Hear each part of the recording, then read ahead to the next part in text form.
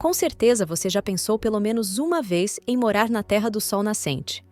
O Japão sempre aparece nas manchetes como o país da cultura pop, dos animes, da beleza natural, de um povo que cuida da sua cultura e tradição, sendo assim um país praticamente perfeito. Quem em sã consciência não desejaria viver num lugar assim? Onde você tem o maior poder de compra, onde os empregos comuns pagam bem melhor que muitos países e onde a felicidade e a liberdade deveriam reinar absolutos.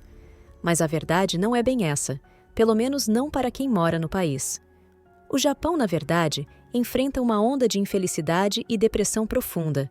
As pessoas trabalham demais, com muitos casos de karoshi onde as pessoas trabalham até morrer.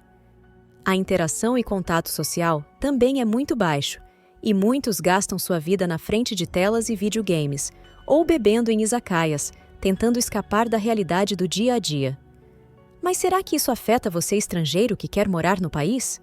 O Japão é um país de fato ruim para se viver?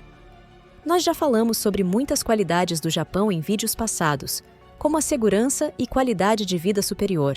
Mas no vídeo de hoje, eu quero me aprofundar em motivos pelos quais você pode odiar viver no Japão.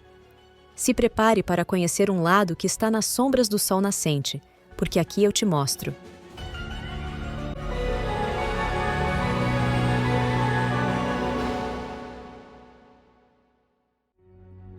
Primeiro, eu preciso te dar um contexto muito rápido. Provavelmente você já ouviu falar sobre iceberg cultural. Se não, o iceberg cultural seria basicamente uma forma de mostrar que nem tudo que se vê na mídia e na internet é de fato a cultura como um todo. As pessoas costumam se atentar apenas às partes mais destacadas, e isso gera uma imagem errada do país. No ponta do iceberg cultural do Japão, nós temos coisas como videogames, cosplay, anime, mangá, coisas relacionadas a samurai, comida japonesa e muitos outros. Essa é a parte mais material e que é mais vista pelos turistas quando se pensa no Japão. Ela não deixa de ser uma parte verdadeira da cultura japonesa. Porém, nesse ponto do iceberg, só habita uma pequena parte da cultura. A verdadeira cultura japonesa habita na parte que está escondida, dentro do mar, no resto do iceberg. Ali estão os conceitos, crenças, que não costumamos pensar quando queremos nos mudar para algum lugar. Vamos supor que você tem de fato esse grande plano de se mudar para o Japão. Você começa a planejar toda a sua viagem, começa a sonhar sobre todas as aventuras que vai viver e seu nível de felicidade começa a crescer e ficar cada vez maior. Então você finalmente pega um voo, cruza o oceano e chega ao tão sonhado destino, que é o Japão. Você finalmente está em meio à grande Tóquio. A cidade, os cheiros, os sons, tudo é tão animador, a experiência é empolgante e tudo que você faz parece ser uma nova aventura, que aumenta cada vez mais seu nível de felicidade. Bem-vindo à primeira etapa, que vamos chamar de Lua de Mel. A Lua de Mel é a primeira de 4 fases que você vai experimentar nessa jornada de viver em um novo país. Para a maioria das pessoas, essa é a melhor fase de todas, porque tudo é novo e você vai amar tudo nesse lugar: a cultura, a língua, as pessoas. É possível que você goste até mesmo das coisas ruins do país. Nessa fase de viver no país, todas as coisas ao seu redor vão ser interessantes e o país vai se mostrar uma aventura muito grande e cheia de coisas para descobrir. Talvez você vá para os lugares mais famosos, como o terminal de Shibuya, Shinjuku, Tóquio, Osaka. Talvez você ande de trem-bala, vá até um karaokê legal, coma nos melhores restaurantes e sinta que esse é o melhor lugar do mundo. Mas é bom que você esteja preparado, porque logo em seguida, assim que a sua empolgação for embora, você vai se encontrar com a fase mais difícil de todas ao se mudar para um país: a fase da frustração. À medida que você se acostumar com as coisas do país, assim como em um casamento, você vai começar a perceber que aquele que você criou expectativas, com eventos, cosplay e sushi, não é o mesmo Japão que você vai enfrentar no dia a dia durante sua rotina. Todas as coisas que antes eram empolgantes, agora se tornaram normais para você, e sua felicidade começa a cair muito rapidamente. Essa é a etapa onde você vai enfrentar grandes frustrações, onde a depressão pode nascer, ou o estresse é até mesmo raiva pelo local e pelas experiências ruins que você vai começar a ter no seu dia a dia, com as pessoas que vivem com você, ou com o povo japonês em si. E embora você ame o Japão com todas as suas forças, em algum momento você vai passar por situações que com certeza vão fazer você odiar esse país e querer voltar para casa. As dificuldades de viver no país são ainda maiores quando você vive num grande centro urbano, como Tóquio ou Osaka. Você vai precisar se adaptar à rotina japonesa de pegar metrôs extremamente lotados e passar horas e horas do seu dia indo e voltando de lugares nesses transportes.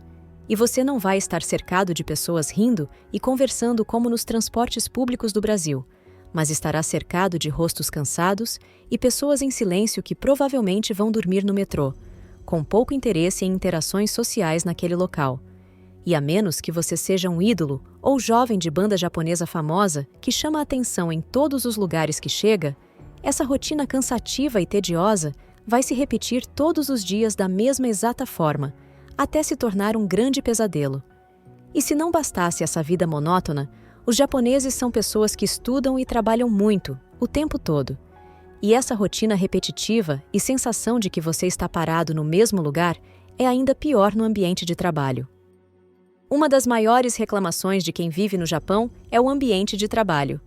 Trabalhar no país, principalmente em subempregos, não é uma coisa muito satisfatória. A cultura de trabalho no Japão não é das melhores e existe uma série de dificuldades nesse meio. Trabalho em fábricas. A grande maioria dos estrangeiros que vão até o Japão acabam trabalhando nas famosas fábricas. Os trabalhos que abrigam a maior parte dos gringos no país são de fato trabalhos mais operacionais e que envolvem tarefas geralmente simples, mas repetitivas e que exigem muitas pessoas. Esses trabalhos têm um lado aparentemente bom, porque geralmente pagam bem, se você for comparar com subempregos no Brasil.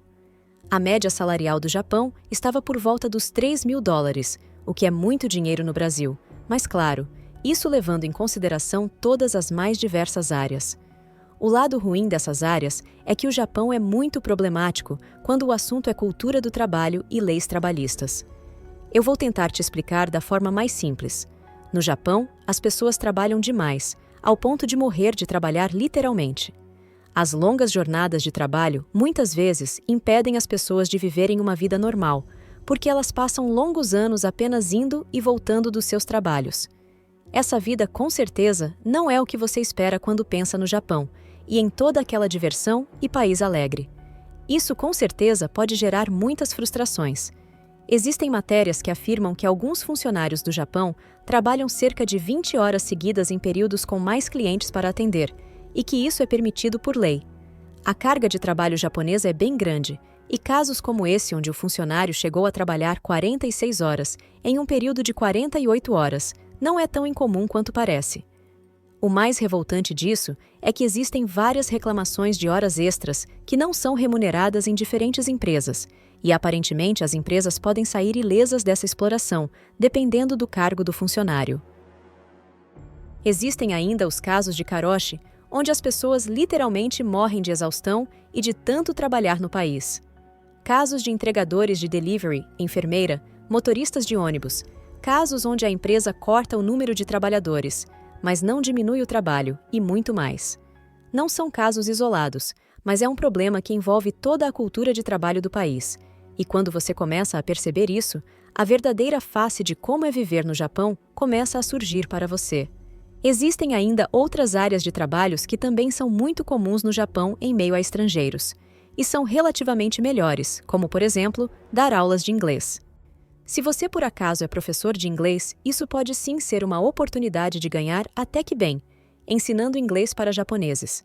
E no geral, os empregos de ensino também são mais valorizados no Japão do que no Brasil, ou em outros países, com salários médios entre 200 e 300 mil ienes por mês, o que dá entre 6 a 10 mil reais por mês.